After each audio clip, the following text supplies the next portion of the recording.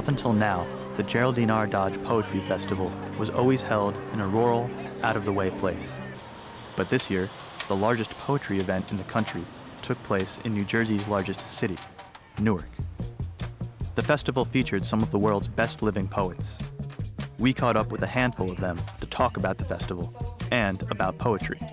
Ribboned in scarlet and smoke. Poets Laureate Rita and Billy Collins, featured poet and Newark native Amiri Baraka, identical twin poets Michael and Matthew Dickman, and Newark poet Marjorie Barnes. I think they're amazing. I think they're just like this amazing gathering of the tribes. I love that so many people come and just to appreciate something as ephemeral as poetry. It's wonderful. I'm glad something like this is here downtown Newark, very accessible. And I'm just trying to take in the whole energy, the whole environment. It's like being at poetry camp. You know, you get away from home and you just play with poetry. Well, this is actually a little bit of a tradition for us. Mm-hmm. This is our second time coming to the Dodge. I think it's a good thing for Newark and for poetry. What's up, bro?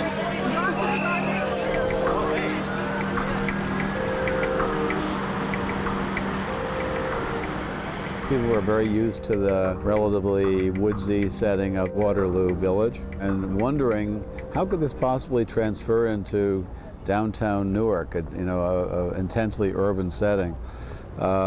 Those anxieties, for me anyway, were relieved about 10 minutes after I got here and got off the train station at Newark. You can't stop people from strolling. That's just going to happen wherever poetry is involved. And it is kind of an outdoor setting, the one we're sitting in here with these birch trees, I guess. You know, Ginsberg spent some time here. William Carlos Williams spent time here and wrote about Patterson.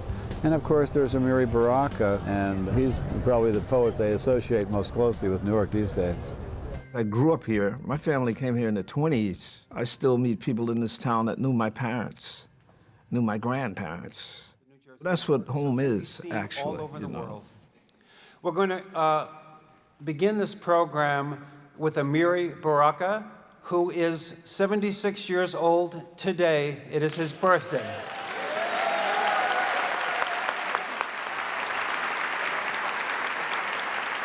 It's a poem for this city that I was born and raised in, Newark, the brick city, the third oldest city in the country. We've always excelled in the arts. This is called In Town. Do do do do do do do do do do do do do do do do do do do do. Something in the way of things. Something that will quit and won't start. Something you know but can't stand, can't know, but get along with. Like death riding on top of the car, peering through the windshield for his cue.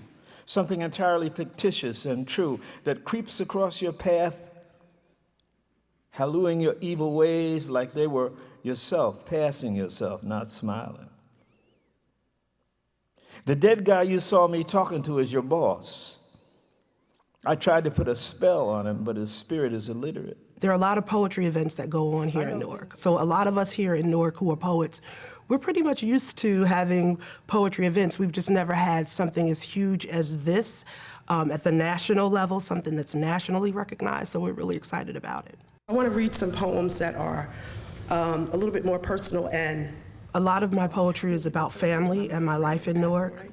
Poems about my father, about my mother, my grandmother, and my siblings. And most of what I write about is just our everyday experiences living in Newark.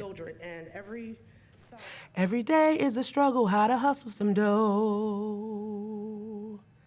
If you was raised in a hood, well, then you already know. It be days, it be good, but mostly money be slow. Have you ever been hungry before? Every day is a struggle, how to hustle some dough. All right. Yeah. Somebody is like. You guys have been listening to poetry all day, so you're either like the happiest you've ever been or you're quietly living in misery. I don't know if anyone here was at my talk earlier. Anybody? 2 people? Great. Awesome. That's right. I remember you were exactly only the 4 people who were there.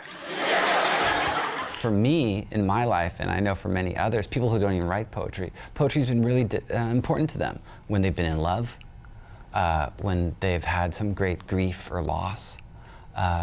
So I think, you know, the case for poetry is that it does actually live and exist in our lives. I mean, everything from, like, if you're reading Keats suffering in a high school classroom, or, you know, you're listening to Jay-Z, you know, you're getting poetry in your life.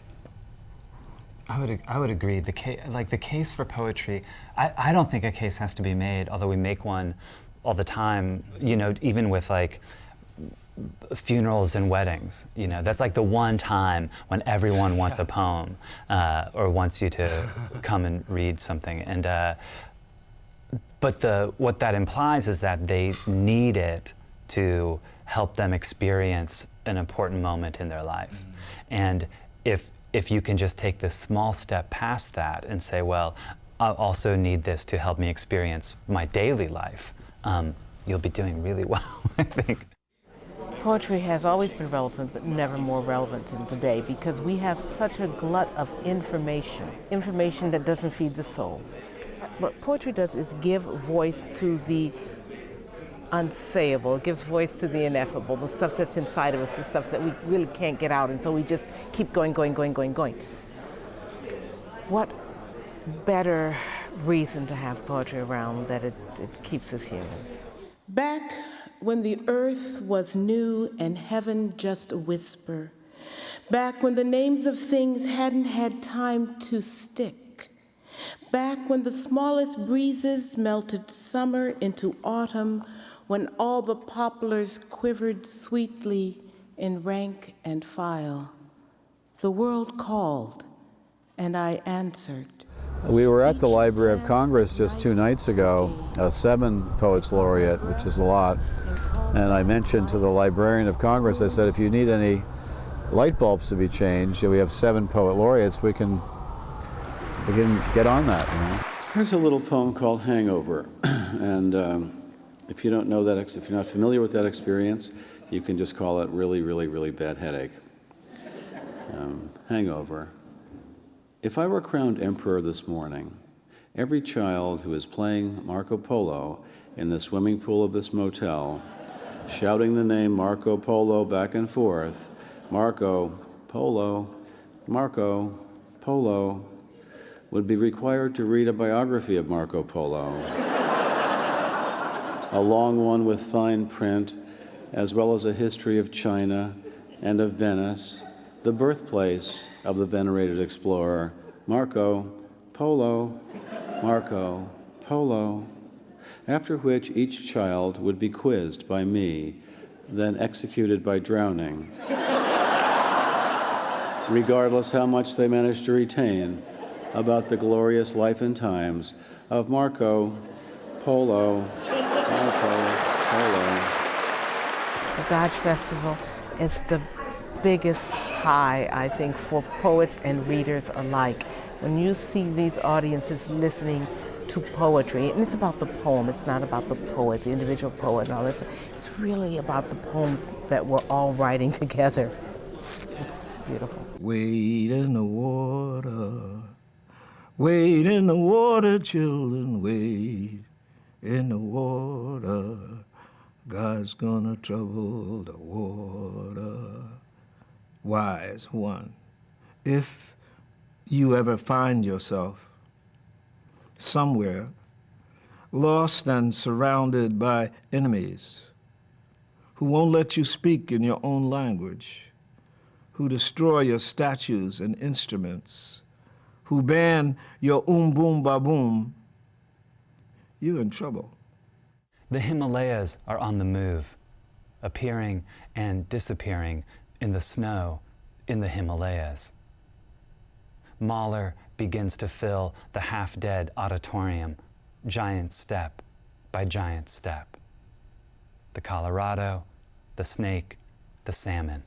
The albino asparagus wrapped in damp paper towels, their tips like the spark of a match. The bunches of daisies, almost more a weed than a flower. The clementine, the sausage links and chicken hung in the window, facing the street where my heart is president of the Association for Random Desire. So when you see me sitting quietly with a bottle of pills in my hand, said when you see me sitting quietly with a bottle of pills in my hand, and my words cut you like razors, because you don't understand that I'm out here on the battlefield and there's no real end in sight, and I'm holding back these blues with all my might. I'm like those flying Africans. Let my soul take flight, because I've been holding back these blues with all my might.